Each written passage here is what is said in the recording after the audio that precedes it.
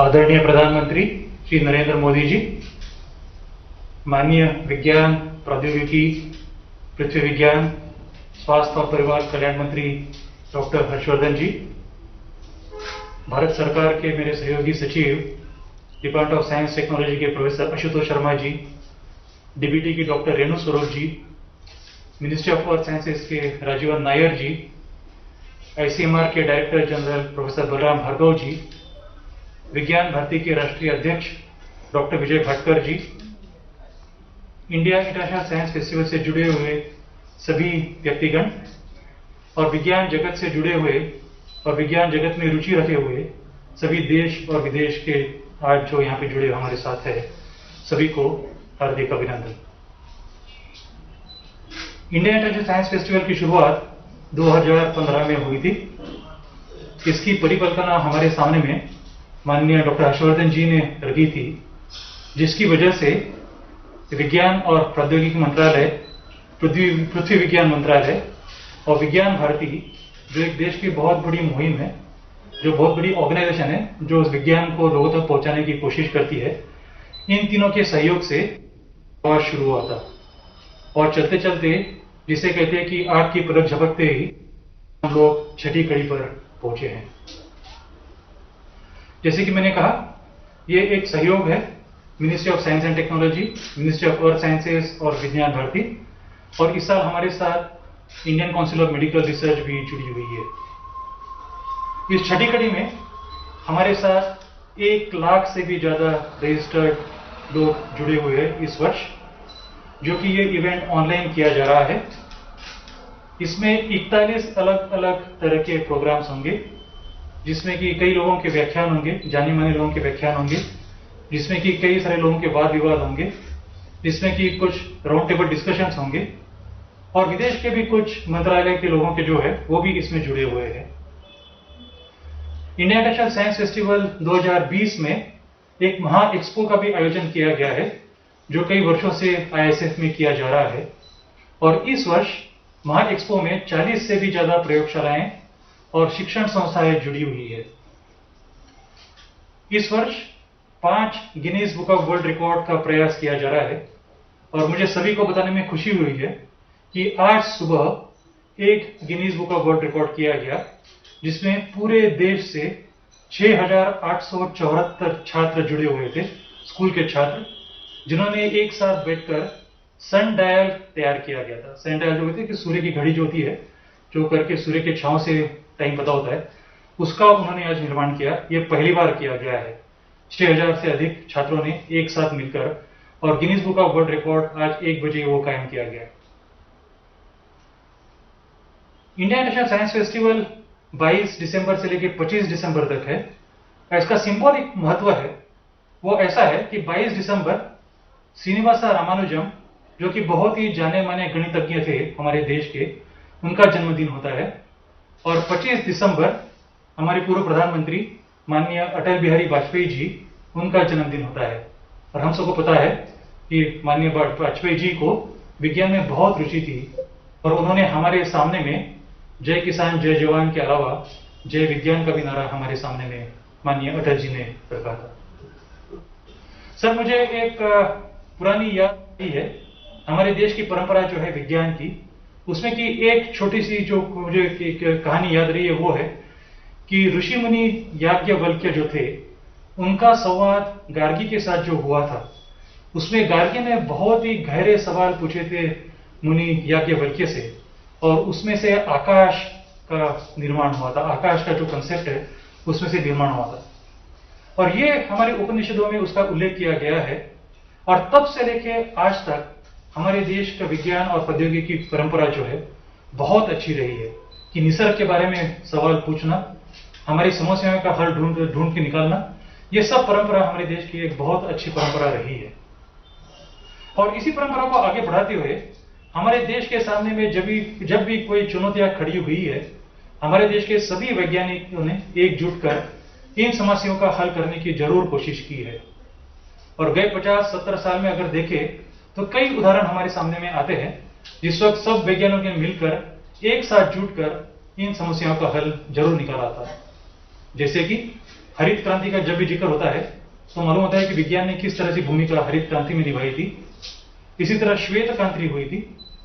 इस तरह 1970 और 1980 के दशक में जब हमें टेक्नोलॉजीज डिनायल हो रहा था कि पाश्चात्य देशों ने हमें टेक्नोलॉजी देना मना किया था, और उसी वक्त हमारा स्पेस प्रोग्राम और डिफेंस प्रोग्राम बहुत स्ट्रांग हमारे वैज्ञानिकों ने करके दिखाया था। ये बताने में खुशी है कि जब हमारे सामने में कोविड-19 जैसी एक महामारी सामने में खड़े होकर एक बहुत बड़ी समस्या जब खड़ी हुई, तब सभी वैज्ञानिकों ने एकजुट कर दोबारा इसका कोशिश करने में कोशिश जरूर की है।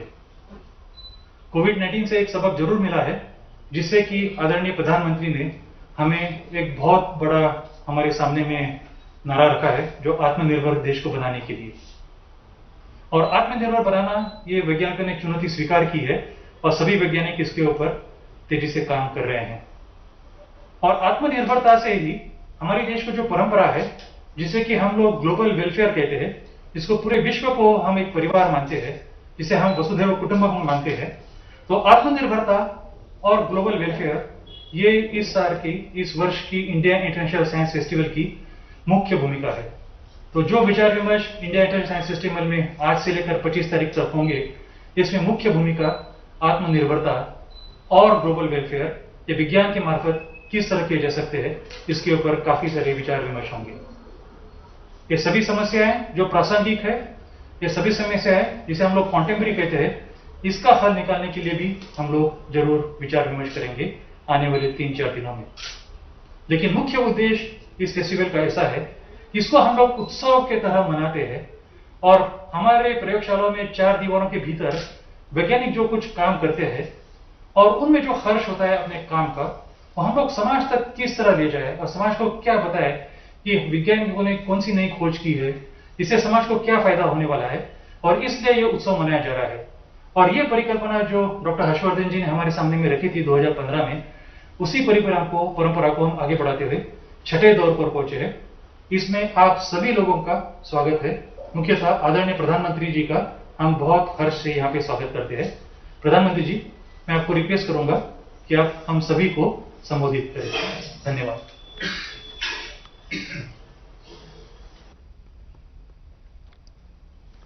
नमस्कार। कैबिनेट के मेरे सहयोगी डॉक्टर हर्षवर्धन जी, विभाग के national president doctor Vijay Bhatkar जी, सम्माननीय वैज्ञानिक गण, देवी और सज्जनों, त्योहार, उत्सव, फेस्टिवल ये भारत का कैरेक्टर भी है और भारत का टेम्परामेंट भी है और भारत की ट्रेडिशन भी है। आज के इस फेस्टिवल में हम साइंस को सेलिब्रेट कर रहे हैं। हम उस ह्यूमन स्पिरिट को भी सेलिब्रेट कर रहे हैं जो हमें लगातार इनोवेट करने के लिए प्रोत्साहित करती है। Friends, India has a rich legacy in science, technology and innovation. Our scientists have done path-breaking research. Our tech industry is at the forefront of solving global problems. But India wants to do more. We look at the past with pride, but want an even better future. साथियों, इसके लिए Bharat basics पर जोर दे रहा है। आप सभी से बेहतर ये कौन जानता है कि साइंटिफिक टेम्पर डेवलप करने के लिए बचपन से बेहतर समय क्या हो सकता है। आज भारत के एजुकेशन सिस्टम में स्ट्रक्चरल रिफॉर्म्स किए जा रहे हैं ताकि किताबी ज्ञान से आगे निकलकर स्पिरिट ऑफ इंक्वायरी को बढ़ावा मिले। 3 दशक के लंबे समय के बाद देश को नेशनल एजुकेशन पॉलिसी मिल चुकी है। इस पॉलिसी के एजुकेशन सेक्टर को फोकस ही बदल गया है। पहले आउटलेस पर फोकस था, अब आउटकम्स पर है। पहले टेक्स्ट बुक की पढ़ाई पर फोकस था, अब रिसर्च और एप्लीकेशन पर है।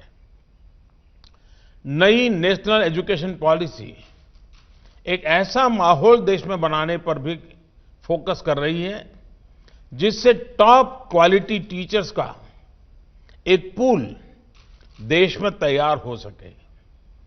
ये अप्रोच हमारे नए और उभरते साइंटिस्ट को भी मदद करेगी, एनकरेज करेगी। देवी और सज्जनों, एजुकेशन सेक्टर में जो ये बदलाव किए जा रहे हैं, इनको कॉम्प्लीमेंट करने के लिए अटल इनोवेशन मिशन भी शुरू किया गया है। ये मिशन इंक्वायरी को, एंटरप्राइज को, इनोवेशन को एक प्रकार से सेलिब्रेट करता है। इसके तहत देश भर के अनेक स्कूलों में अटल टिंकरिंग लैब्स तैयार किए जा रहे हैं, जो इनोवेशन के नए प्लेग्राउंड सिद्ध हो रहे हैं। इन लैब से हमारे स्कूलों में साइंस से जुड़ा इंफ्रास्ट्रक्चर बेहतर हो रहा है। हायर एजुकेशन में अटल इंक्यूबेशन सेंटर तैयार किए जा रहे हैं ताकि देश में R&D से जुड़ा इकोसिस्टम तैयार हो। इसी तरह ज्यादा और बेहतर इंजीनियरिंग कॉलेज, ज्यादा IITs बनाने पर भी बल दिया जा रहा है। साथियों, क्वालिटी रिसर्च के लिए सरकार prime ministers research fellowship scheme को भी चला रही है। इसका लक्ष्य है कि जो देश का बेस्ट टैलेंट है उसे अपनी पसंद की रिसर्च करने में और सुविधा मिले। देश की सभी IITs, सभी IISERs, बेंगलुरु के इंडियन इंस्टीट्यूट ऑफ साइंस और कुछ सेंट्रल यूनिवर्सिटीज और NITs में ये स्कीम स्टूडेंट्स को काफी आर्थिक मदद दे रही है। देश के अन्य रिकॉग्नाइज्ड इंस्टीट्यूट और यूनिवर्सिटी में पढ़ रहे छात्र छात्राओं को इसका लाभ मिल सके, इसके लिए 6-7 महीने पहले स्कीम में कुछ बदलाव भी किए गए हैं। साथियों, बीते कुछ महीनों से मेरी अनेक साइंटिस्ट से चर्चा हुई है। हाल में ही भारत ने वैभव समिट भी होस्ट की थी। महीने भर चली इस समिट में पूरी दुनिया से भारतीय मूल के वैज्ञानिकों और रिसर्चर्स को एक मंच पर इकट्ठा किया गया। इसमें करीब 23,000 साथियों ने हिस्सा लिया। 700 घंटों से भी ज्यादा की डिस्कशन हुई। मेरी भी अनेकों साइंटिस्ट से बातचीत हुई। इस बातचीत में ज्यादातर 2 चीजों पर बल दिया। ये 2 बातें हैं, ट्रस्ट और कोलैबोरेशन। देश आज इसी दिशा में काम कर रहा है। All our efforts are aimed at making India the most trustworthy center for scientific learning. At the same time, we want our scientific community to share and grow with the best of global talent. No wonder India has become very active in hosting and participating in hackathons. They are held in India and abroad. It gives both exposure and opportunity to our scientists. साथियों, science और technology तब तक अधूरी है जब तक इसका benefit और एक्सेस हर किसी के लिए संभव ना हो। बीते 6 साल में युवाओं को अवसरों से कनेक्ट करने के लिए देश में साइंस एंड टेक्नोलॉजी के उपयोग का विस्तार किया है। साइंस एंड टेक्नोलॉजी अब भारत में अभाव और प्रभाव की खाई को भरने का एक बड़ा ब्रिज बन रही है।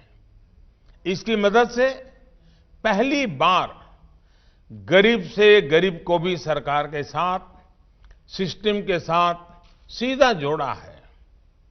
डिजिटल टेक्नोलॉजी से सामान्य भारतीयों को ताकत भी दी है और सरकारी सहायता की सीधी तेज डिलीवरी का भरोसा भी दिया है। आज गांव में इंटरनेट यूजर्स की संख्या शहरों से ज्यादा है। गांव का गरीब किसान भी डिजिटल पेमेंट कर रहा है। आज भारत की एक बड़ी आबादी स्मार्टफोन आधारित ऐप से जुड़ चुकी है। आज भारत ग्लोबल हाईटेक पावर के इवोल्यूशन और रिवॉल्यूशन दोनों का सेंटर बन रहा है। साथियों, भारत अब विश्व स्तरीय शिक्षा, स्वास्थ्य, कनेक्टिविटी, गरीब से गरीब तक, गांव-गांव तक पहुंचाने के लिए हाईटेक सॉल्यूशंस बनाने और अपनाने के लिए तत्पर है। भारत के पास हाईटेक हाईवेज के लिए डेटा, डेमोग्राफी, डिमांड और इन सबको संभालने के लिए संतुलन और संरक्षण देने के लिए डेमोक्रेसी भी है। इसलिए दुनिया आज भारत पर इतना भरोसा कर रही है। साथियों, हाल में डिजिटल इंडिया अभियान का और विस्तार करने के लिए पीएम वाणी स्कीम भी शुरुआत की गई है। इससे पूरे देश में पब्लिक स्पेस में सबके लिए क्वालिटी वाईफाई कनेक्टिविटी संभव हो जाएगी। इसका सीधा लाभ साइंस को भी होगा, क्योंकि देश के गांव का युवा भी दुनिया की बेस्ट साइंटिफिक नॉलेज को आसानी से हासिल कर पाएगा। साथियों, हमारे देश में water scarcity, pollution, soil quality, food security जैसी अनेक चुनौतियां हैं, जिनका आधुनिक हल साइंस के पास है। हमारे समंदर में जो वाटर, एनर्जी और फूड का खजाना है, उसे तेजी से एक्सप्लोर करने में भी साइंस की बड़ी भूमिका है। जिस तरह हमने स्पेस के सेक्टर में सफलता पाई, वैसे ही हमें डीप सी के क्षेत्र में भी सफलता पानी है। भारत इसके लिए डीप ओशन मिशन भी चला रहा है। साथियों, साइंस जो कुछ हम नया हासिल कर रहे हैं, इसका लाभ हमें कॉमर्स में, व्यापार कारोबार में भी होगा। अब जैसे स्पेस सेक्टर के रिफॉर्म्स किए गए हैं, इससे हमें अपने युवाओं को, देश के प्राइवेट सेक्टर को भी आसमानी नहीं, असीम अंतरिक्ष की बुलंदियां छूने के लिए एनकरेज कर रहे हैं। जो नई प्रोडक्शन लिंक इंसेंटिव स्कीम है, इसमें भी साइंस और टेक्नोलॉजी से जुड़े सेक्टर्स पर फोकस रखा गया है। ऐसे कदमों से साइंटिफिक कम्युनिटी को बल मिलेगा, साइंस और टेक्नोलॉजी से जुड़ा इकोसिस्टम बेहतर होगा। इससे इनोवेशन के लिए ज्यादा रिसोर्स जनरेट होंगे। इससे साइंस और इंडस्ट्री के बीच पार्टनरशिप का एक नया कल्चर तैयार होगा। चाहे हाइड्रोजन इकोनॉमी हो, ब्लू इकोनॉमी हो, या फिर आर्टिफिशियल इंटेलिजेंस का उपयोग हो, नए कोलैबोरेशन से नए रास्ते निकलेंगे। मुझे विश्वास है कि फेस्टिवल साइंस और इंडस्ट्री के बीच स्पिरिट ऑफ कोऑर्डिनेशन और कोलैबोरेशन को नया आयाम देगा। Currently the biggest challenge facing science may be a vaccine for COVID pandemic. However, this is a challenge for now. The biggest long-term challenge science faces is to attract high-quality youngsters and retain them. Often, the domain of technology and engineering seems more attractive to the youth than pure science. However, for any country to develop, it needs science to power it. Because, as they say, what is called science today becomes the technology of tomorrow and engineering solution later. So, the cycle must start with attracting good talent into our science domain. For this, the government has announced scholarship at various levels, but it needs a big outreach from within the science community as well. The excitement surrounding Chandrayaan mission was a great starting point. We saw lot of interest from youngsters. Our future scientists will come from there. All we need to do is inspire them. Friends, through this gathering, I want to invite the global community to invest in India, through Indian talent and innovate in India. India has the brightest minds. India celebrates a culture of openness and transparency.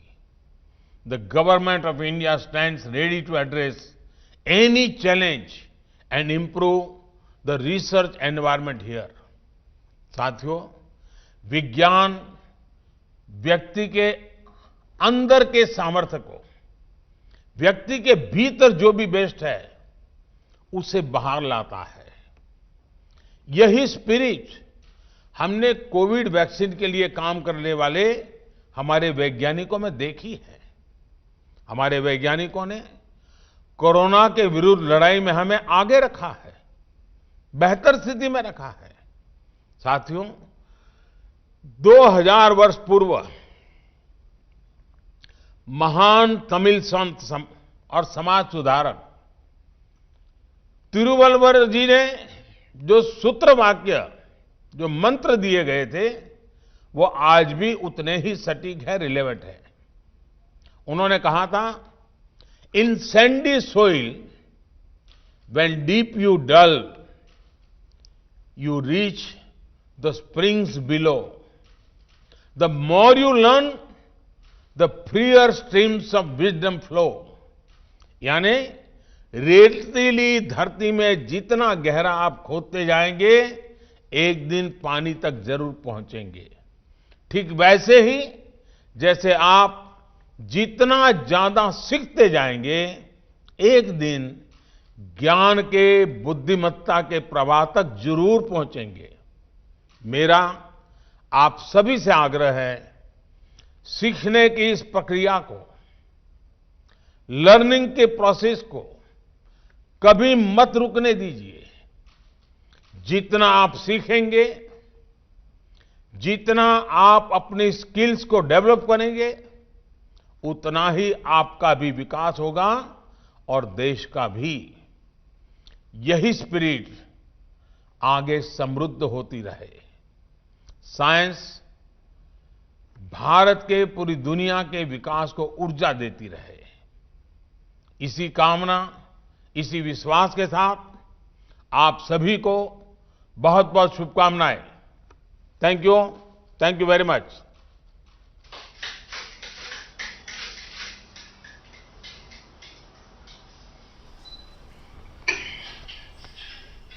बहुत धन्यवाद sir, आपके आशीर्वचन से और आपका ये उद्देश्य सामने लेके हुए हम लोग जर्नी आगे बढ़ाएंगे। बहुत बहुत धन्यवाद सर।